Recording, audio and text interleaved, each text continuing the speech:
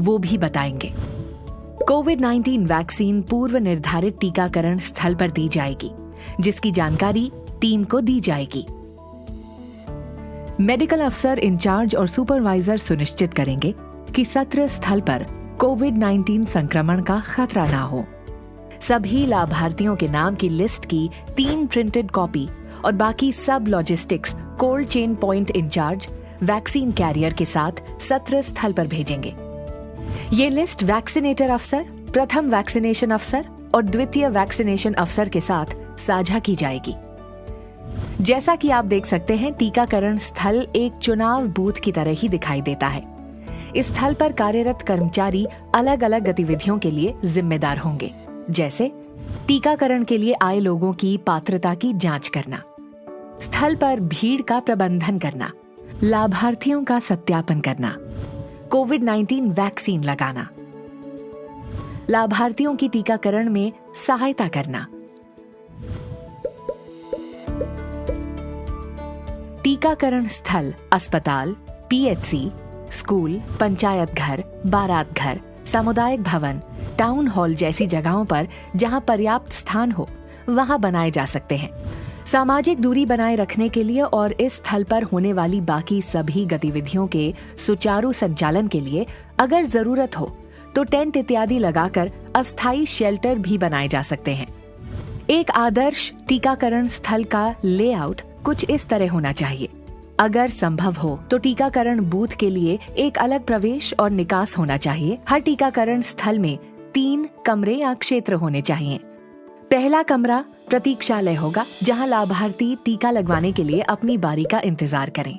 दूसरे कमरे का उपयोग टीकाकरण कक्ष के रूप में किया जाए, जहां टीकाकरण होगा। और तीसरा कमरा ऑब्जर्वेशन रूम होगा, जहां लाभार्थी टीकाकरण के बाद आधे घंटे तक रुकेंगे। इन सभी कमरों में आदर्श रूप से 2 दरवाजे होने चाहिए, एक प्रवेश और एक निकास के लिए। सुनिश्चित करें कि टीकाकरण स्थल पर लाभार्थी निर्धारित दिशा में चलें, एक दूसरे का रास्ता नहीं काटें। इसके लिए निर्धारित दिशा में तीर के निशान या पैरों के निशान इस तरह से लगाए जा सकते हैं। लोगों के बीच हर समय शारीरिक दूरी बनी रहे, ये सुनिश्चित करने के लिए 2 गज या 6 फीट की दूरी पर घेरे बनाएं। टीकाकरण स्थल के कमरे हवादार होने चाहिए, जिसके लिए कमरों की खिड़कियां खुली रखें। टीकाकरण स्थल बनाते समय आपको ये भी सुनिश्चित करना चाहिए कि प्रवेश द्वार पर हाथ धोने की सुविधा हो। प्रतीक्षालय और ऑब्जर्वेशन रूम में लाभार्थियों और वैक्सीनेशन ऑफिसर्स के लिए 2 गज या 6 फीट की दूरी पर बैठने की उचित व्यवस्था हो। टीकाकरण कक्ष में एक समय पर केवल एक ही लाभार्थी अंदर जाए। लोगों को कोविड से बचाव की जानकारी देने के लिए पर्याप्त संख्या में सामग्री हो। आइए देखते हैं कि टीकाकरण कक्ष बनाते समय किन बातों पर ध्यान देने की जरूरत है।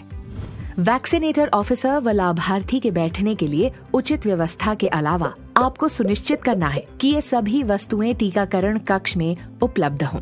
4 कंडीशन्ड आइस पैक के साथ वैक्सीन कैरियर और पर्याप्त वैक्सीन।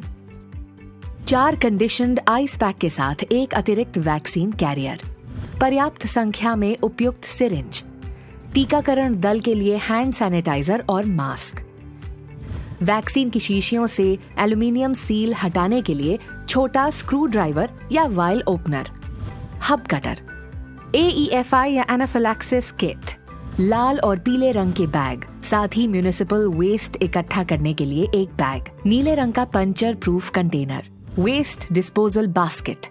टीकाकरण स्थल के भीतर आने वाले लोगों की संख्या को सीमित करना बहुत ही महत्वपूर्ण है। ऐसे में प्रतीक्षालय में भीड़ भाड़ से बचने के लिए आप ये सब कदम उठाएं। केवल उस दिन के लिए पंजीकृत लाभार्थियों को भीतर आने दें। स्वास्थ्य केंद्र या टीकाकरण स्थल पर हर समय शारीरिक दूरी का पालन सुनिश्चित करें।